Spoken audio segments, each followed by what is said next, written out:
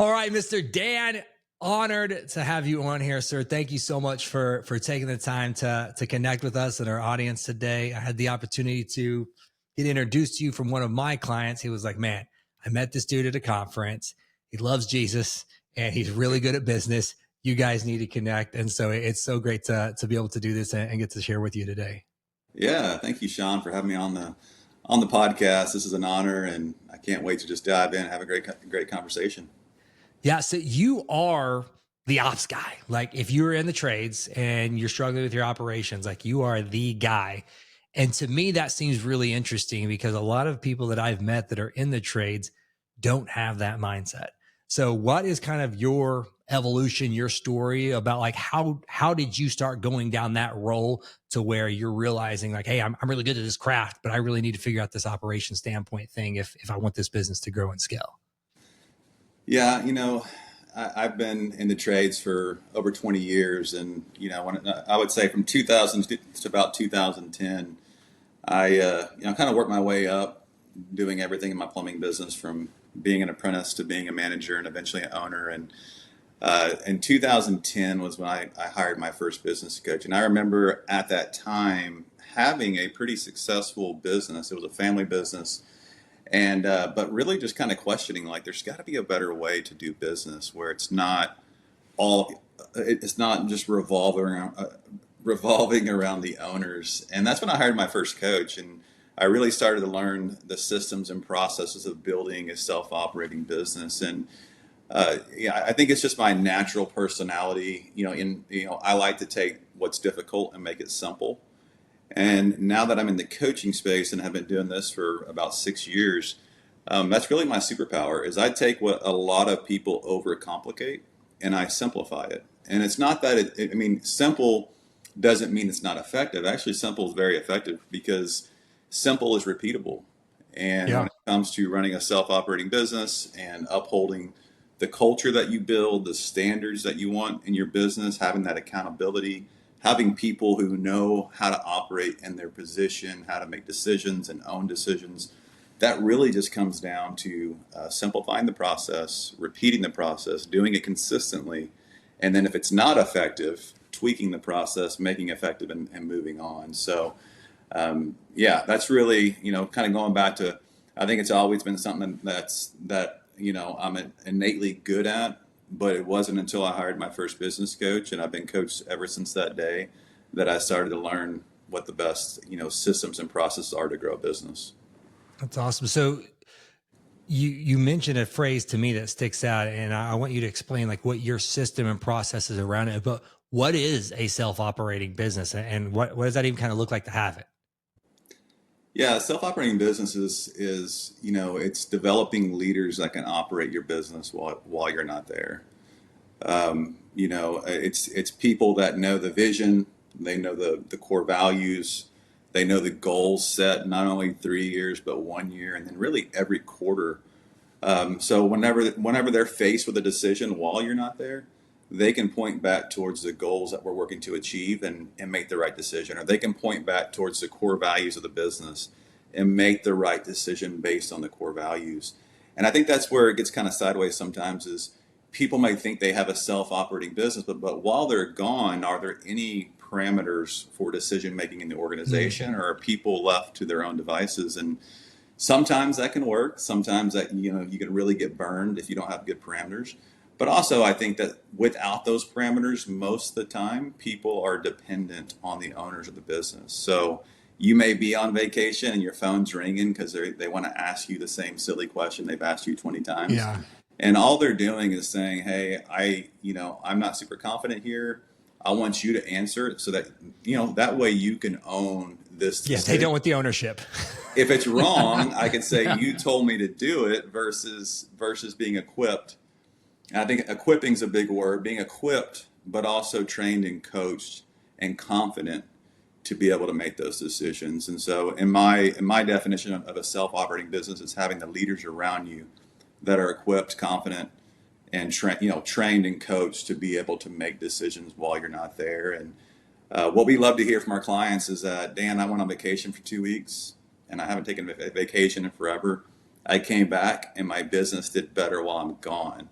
That's So awesome. now as a coach, I have to help them mentally deal with that because they're like, they kind of I'm feel a a little bit failure. lost. Like, man, I need to go on vacation again. And it's like, so that's a really good thing, and that's really where that really fulfills me because I believe that life. We teach faith, family, business, and it's not all about business growth and profits. I know they hire a business coach to be more profitable and to scale their business, but we also want to see that people are strong in their faith. We also want to see that people are strong in their marriages, strong in their relationship with their kids, Yeah. and stuff like that. Yeah. Cause I mean, you can have the whole world lose your soul. There Like you go. what's the whole point of all this stuff, man? Like I very much believe that business entrepreneurship is a calling. And yeah, if we're not operating at our highest level, that means we're not really truly fully walking into our calling. And so we're not serving and the people that we're called to serve and really truly fulfilling our purpose.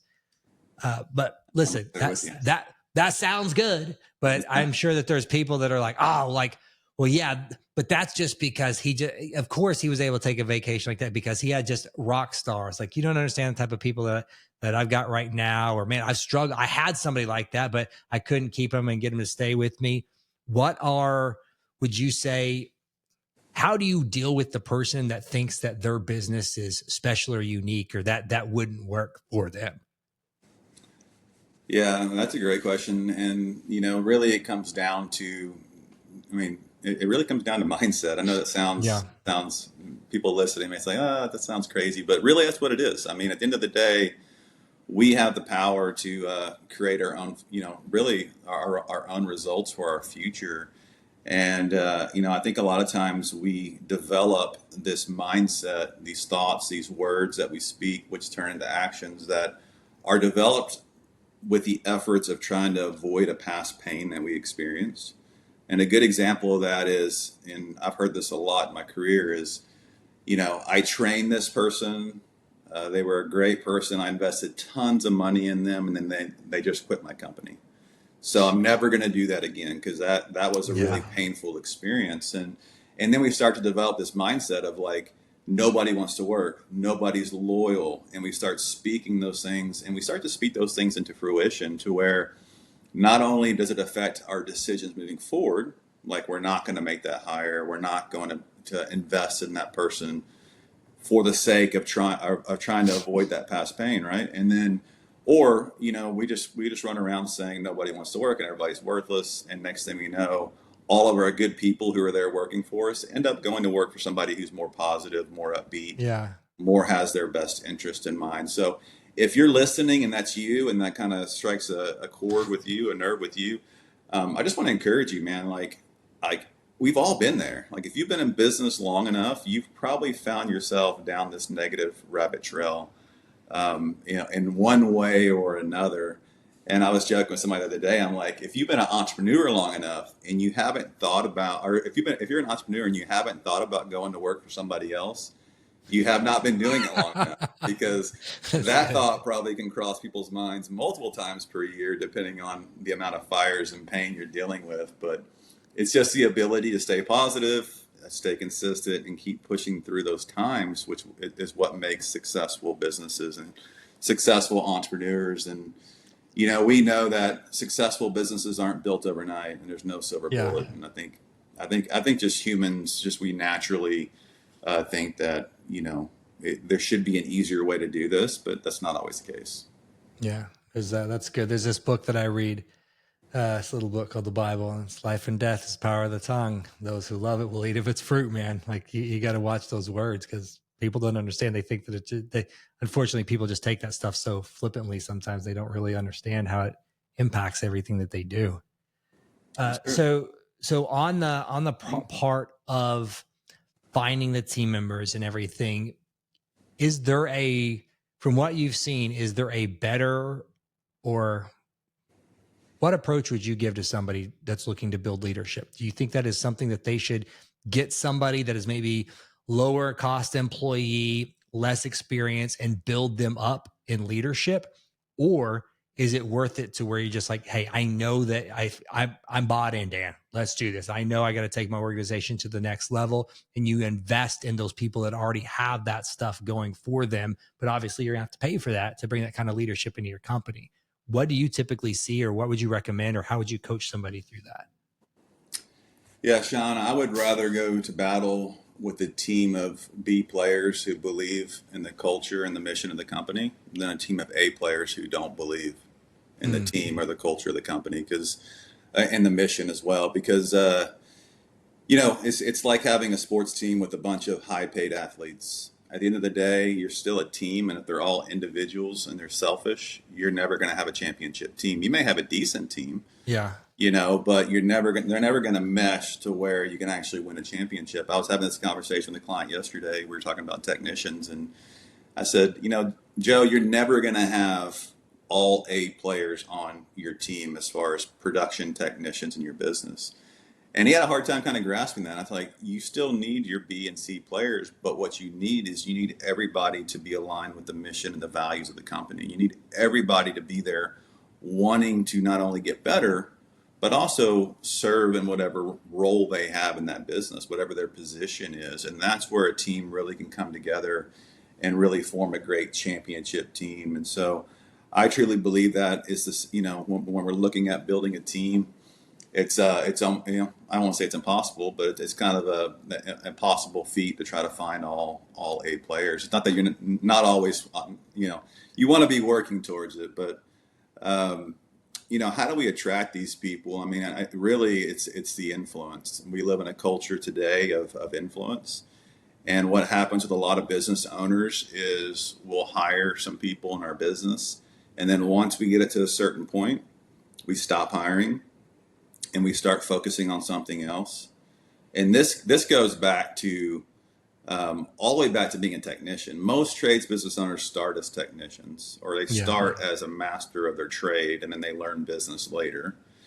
And so we are taught to fix what's broken, and we take that over into our operations of our business. And so we hyper focus on things that are broken. And what happens is when you have no systems, and systems are proactive, have no systems, you create you create a cash flow wave effect. So where it's like you're focused on this, it grows. You focus on this, it grows, but that stops growing.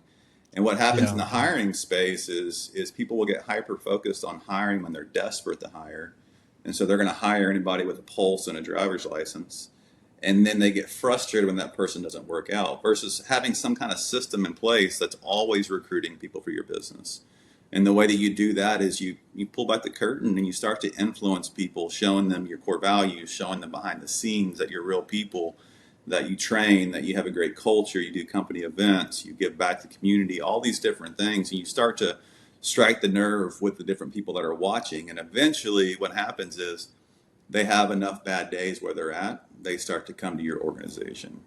And you're wondering, okay, this guy or gal just walked through my door. It was just magic. But if you're putting that out there on social media and other platforms, what you're doing is you're influencing, and eventually they may not come through that social media platform, but they'll come through other avenues that you have out there. And that's the approach we take, is a very much a long-term recruiting approach to the hiring problem. That's good. So this might be just a different way to ask the same question then, and Yeah. that you might have already answered it then. But so whenever it comes to hiring and we're wanting to truly build a team, Mhm.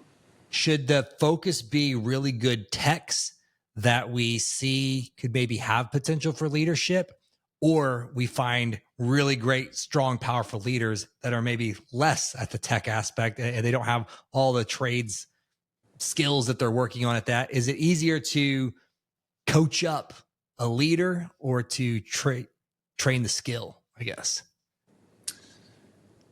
Yeah, that's a that's a good one. That's a good question. So it depends on how we define leadership, but without diving too deep into that, no, I 100% get behind leadership skills over technical skills any day. Yeah. And the reason why is leadership is influence. So if you think about just being a good person, being positive, being proactive, being honest, being hardworking, being a team player, looking outside yourself, like those are great leadership skills that I want in anybody that works in my organization. And those are things that are taught as you grow up. I mean, those are core values that are ingrained in people. So if I try to take a really top skilled technician who maybe is good at that trade and try to teach them core values that they were never established early on in their life, it's really almost impossible. You know, it's kind of like the equivalent of marrying somebody who doesn't align with your core values, thinking that one day you're going to Yeah. fix them. That's pretty much what you're trying to do. And so, you really want to take that approach of when you're interviewing people, using AI to develop interview questions based on your core values, something that you can kind of get a good feel for that person and see if they're a good fit to your organization is a great way to do that. So talking about AI a little bit there, Mhm. how are you seeing that get integrated with some of the trades businesses that you're working with in an ops level specifically? Um, you know, AI Or is is it even a thing? Like, is that a thing? no, Like, no, yeah. I mean, I very rarely now. I remember there was a season last few years where I would, get to tell my clients about AI, and I sound like a rock star. They're like, I didn't know this even existed. And that's kind of over now. I think AI, the cat's out of the bag, so to say. So, um, AI is a great tool for all things in your business. It's really the capacity of how you're using it. And so ways that we're seeing AI speed up what we used to take hours to do could be anything from helping us develop a vision, mission, and core values for our business to building position agreements to building KPI tracking reports to building scripting for CSRs or training programs for technicians or there's all kinds of different ways we can use AI. I think the part we got to be careful is that we don't become complacent on AI. Like yeah. AI is not a tool to replace the effort put into the tasks that we're doing. It just speeds up the effort. And the reason why I say that is because anything in life that you don't have to work for, you typically don't appreciate. And so if you're just spitting out processes in your business in 2 minutes and you literally didn't write it, you just said, hey, AI, give me a position agreement for project manager. Boom, there it is. Print it out. Let's use it. Like you never read it. You never edited it. You didn't put any content into it. There's no heart. There's no heart there, right? It's Yeah. literally AI's report of what they think a project manager could be. That's a little bit of a slippery slope. And if you don't appreciate it, you're not going to use it. So if you took 30 minutes to really lay out the bullet points of what this position looks like, then punch it into AI and then give it all the prompts that you need to make it compatible to your business, I think that's where AI is a great tool because then it's going to punch out stuff that you didn't even think about. And then you can go back into it, make the fine-tuned edits and have a really good product that once again, that still takes you 30, 45 minutes, which would have took you in the past 2 or 3 hours to develop. Yeah. Yeah, that's good. I think that talking about the laziness thing, I think that it's going to be very easy to create a division because there's going to be a lot of people. We were talking about this before the show started. Is there's going to be a lot of people that use this to be super lazy and stop learning things. So like, oh, I can use that and AI. Uh, just like we were also talking about generations and stuff before it started. Mm-hmm. Probably our parents and stuff thought about us when Google came out. I'll just Google that. And that became a thing. And AI is now like the supercharged version of like, I'll Google that now. And just like with the Google thing, the AI thing, you can use that to get information, to leverage and scale your time, to learn other things, to get better at what you do, or you can just not learn anything and you're like, oh, I'll just Google the answer to this. So I think that but AI, since it's such a supercharged version of the Google, it's going to be an even bigger separator of, I do think that people are going to just be less educated and have less even opinions of things because they're going to let AI start telling them the opinion for them. So I don't know. It's going to be interesting to see how this all keeps going. Yeah, well, think about it like this: like people, like when it comes to leading and managing people, um, when I'm teaching people the training aspect of training their team, I use the term and I have forever that I always say, the more you put into it, the more people get out of it. So if I just showed up to a weekly training meeting and I didn't put any effort into preparing and I'm just shooting from the hip, and I'm like, man, I don't know why these guys and gals aren't getting what I'm saying. It's because they can see the amount of effort you put into it. And so they're kind of kicking back saying, well, this guy is just up there just rambling. he didn't put any effort in this, so I'm not going to put any effort into what he's saying. I'm not going to put any weight to this conversation. And I think that it's the same way with AI, right? Yeah. If we're using it for everything, especially when it comes to leading and managing our team, it can start to devalue the process a little bit because they know that we're not putting as much effort into it. So that's kind of a deep thought there. That's coming from a lot of wisdom and experience. But it's just something that the audience should be aware of, that people do value the effort you put into them for sure. Yeah, that's good. Most local business owners aren't losing customers because of bad service. They're losing them because they don't have enough reviews. And the truth is, your Google reviews are often the first thing people see before they even call or click. That's why I created the 5-star Google review scripts. These are done for you templates that show you exactly how to ask, follow up, and collect more 5-star reviews without feeling awkward or pushy. With more reviews, you build trust, rise in the rankings, and you become the obvious choice in your market. Download it free today at seangarner.co/review scripts. Now back to the show. So my opinion, Okay. you can tell me if I'm wrong. No, let's go for it. You seem to be a very strong Christian, mighty man of God. You're probably too humble to admit all this stuff. Yeah. But how do you integrate that with the ops side, and then specifically with coaching and working with these business owners? Like, do they know that about you, or is that kind of like almost like a shadow mission to where you're having these good biblical based principles and like, man, this is really great. What book did you read this? Is this some leadership book you got this from? Like, how do you kind of integrate all of that stuff with what you do with coaching these business owners? Yeah, that's a subject I love to talk about, because I believe, in just running a business and in leadership, like one of the biggest things I've learned is that you can't make everybody happy. You just have to be who you are. And the idea, like me growing up in the trades, the term was always used, the customer is always right. And we were always trying to navigate what's going to make the customer happy. And that still plays a big factor on running a successful business. But I think today, in an age where we've all gone through COVID, we've all seen a society where everybody is detached and there's no true relationship and contact. I think people are really wanting to be connected to other people more and more now than we've ever been before, and it even carries over into business.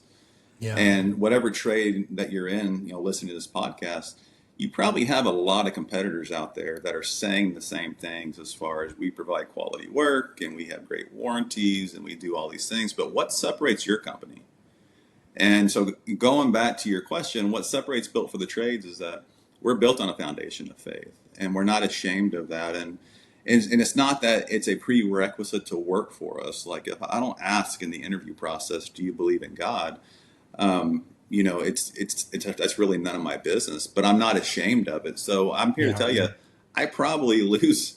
There's probably a lot of people who don't reach out to me because of my faith, but there's also even more people who reach out to me because of my faith, because maybe they're searching for something, and they believe that there's something more to this life that they haven't figured out what that is. And so, yeah, we say faith, family, business is our focus. Your leadership is only as good as your home environment. And there's not a whole lot of business coaching organizations that really stand on that. And so you can see behind me, I'll lift my screen so you can see the whole thing. But our top core value is faith in our business. And this is one thing that we do for all of our clients. Like, we believe that your core value should be front and center of everything that you do, because it frameworks your culture. And how we define culture is it's your core values, plus your willingness to hold yourself accountable to them as a leader, and then hold your team accountable to them. So we always got to look at ourselves first. Are we doing this? Are we reflecting these core values? And then at that point, we hold our team accountable to those. And that really frameworks what our culture looks like. Because if we have people, we all have core values, right? You have core values. I have core values. Anybody listening to this podcast has core values. It's just, are they out where everybody can see them? And the beautiful thing about this is that it's not that Dan's perfect. I actually, there's times I may make a bad decision and break a core value, but now I have team members who know our core values, and they could respectfully in private say, hey, Dan, you're not living up to the core value that you have in your business. So now that accountability goes both ways. It's a pretty beautiful thing. and you're able to say, thank you for that. I did not, I missed that. That was a blind spot. And so we teach that. We believe in that mission and core value driven type businesses, and that's the foundation of it's a very solid level foundation to build your organization on top of, for sure. Ugh. I love that accountability aspect because I think a lot of times as business owners, they're thinking like, I need to make this list of almost like characteristics that I want my employees to be, that they don't even think about themselves. Like, it's like, oh, this is who I want to work with, but like, are you that kind of person? Like, Yeah, that's awesome.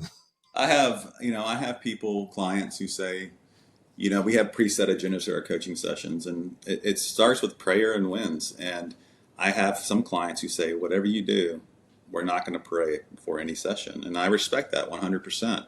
So that's kind of the way I influence my Yeah. culture.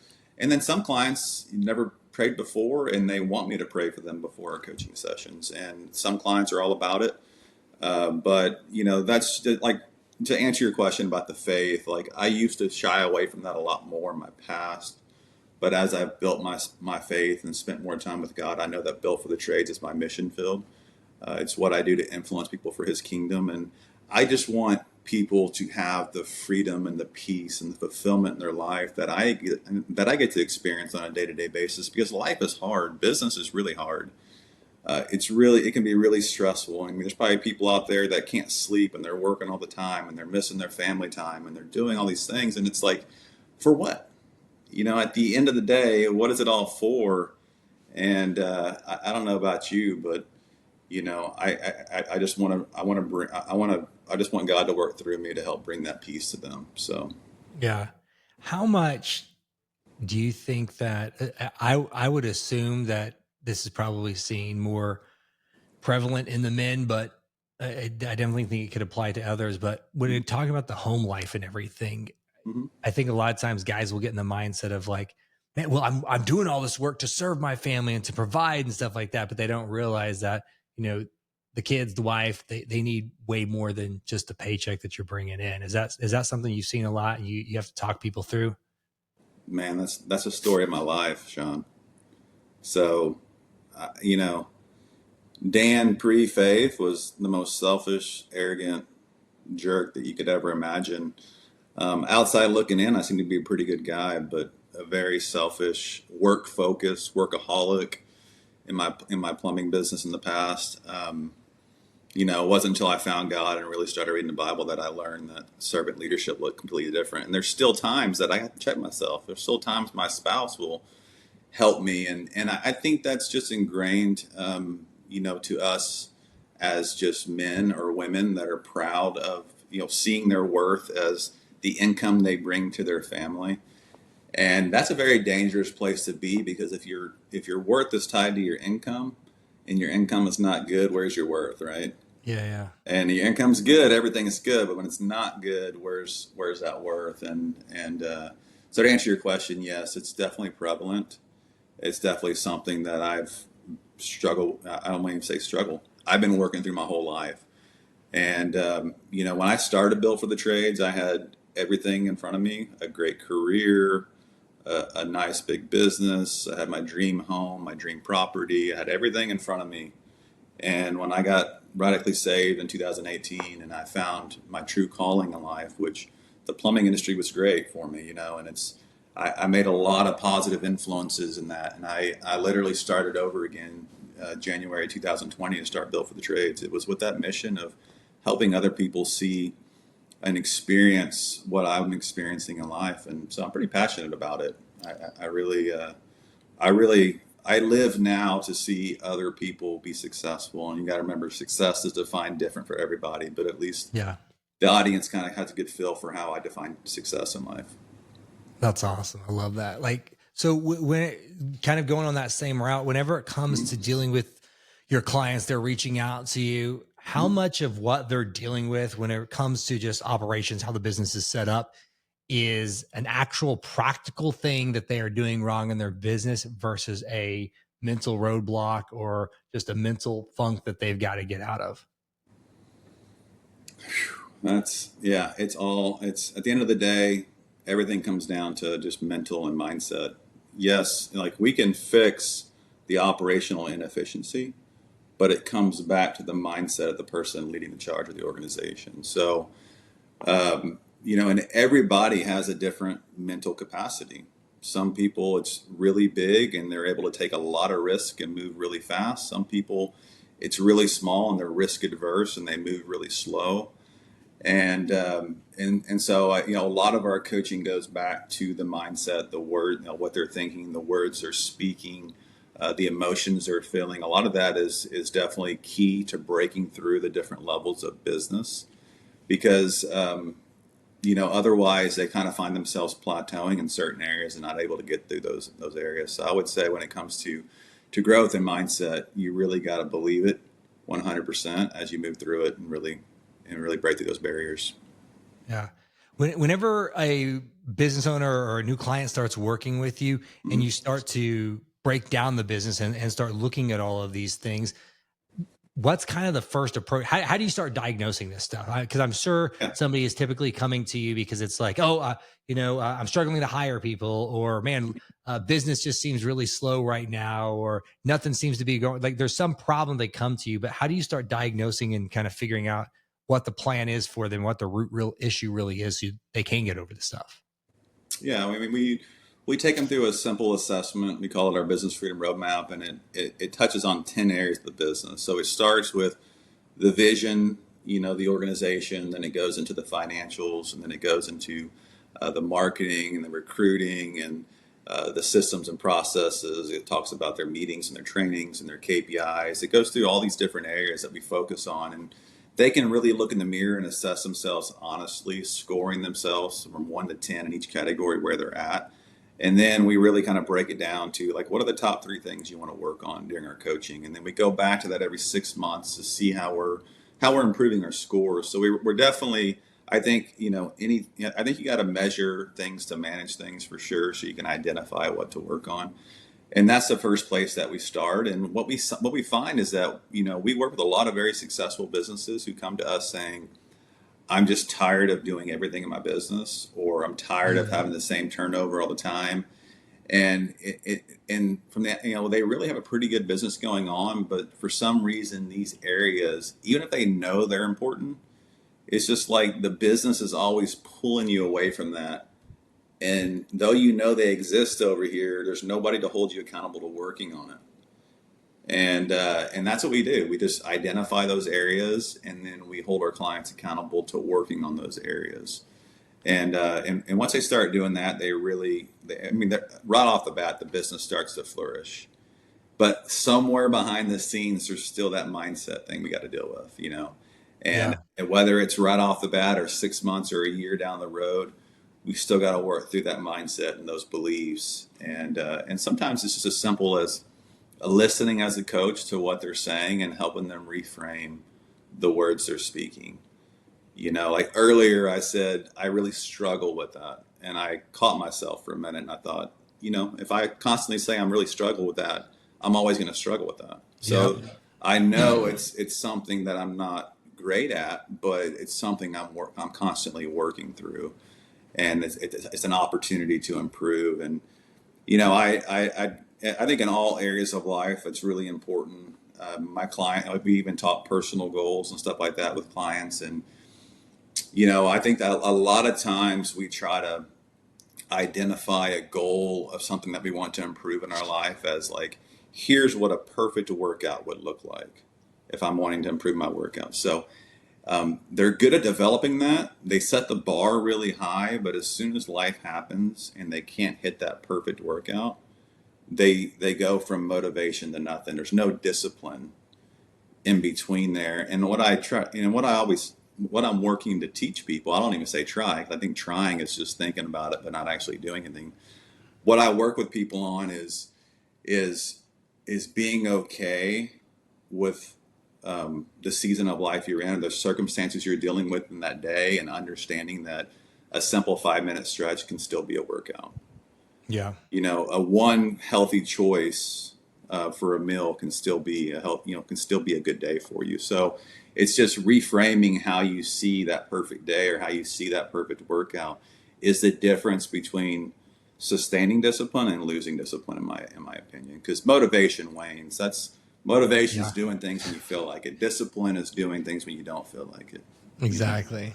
So whenever you're looking at somebody's business Mhm. and you're talking about the things that you're seeing them do, is there some like common mistakes or myths or bad information to where they think that they're doing the right thing, or it's a prioritization of they're focusing on this when they should be focusing on this? Do you have a list of just like some common things that you just see every time? You're like, dude, this is so like you've seen so many businesses at this point. You just see it. You're like, oh, this is easy. It's all you got to do is this.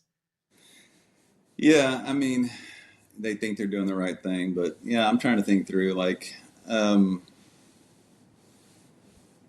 Or where they're putting way too much time, effort, and resources, but not seeing the type of result that they should for it.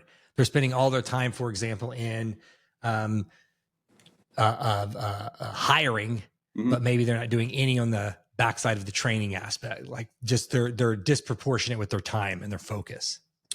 Yeah, I mean, I would say the first thing for service-based businesses that I think is a myth is that you should always put your time and attention in your producers and not so much in your support team. I see that a Mm. lot. Like there, you devalue that support team, your customer service team, people answering the phone. So if you are a progressive company and you are training, some people aren't training at all. You're putting a lot of effort into training your technicians or the people that are front, like out there selling your service. But maybe you're not putting so much effort into the customer service team, which is the front line of your business.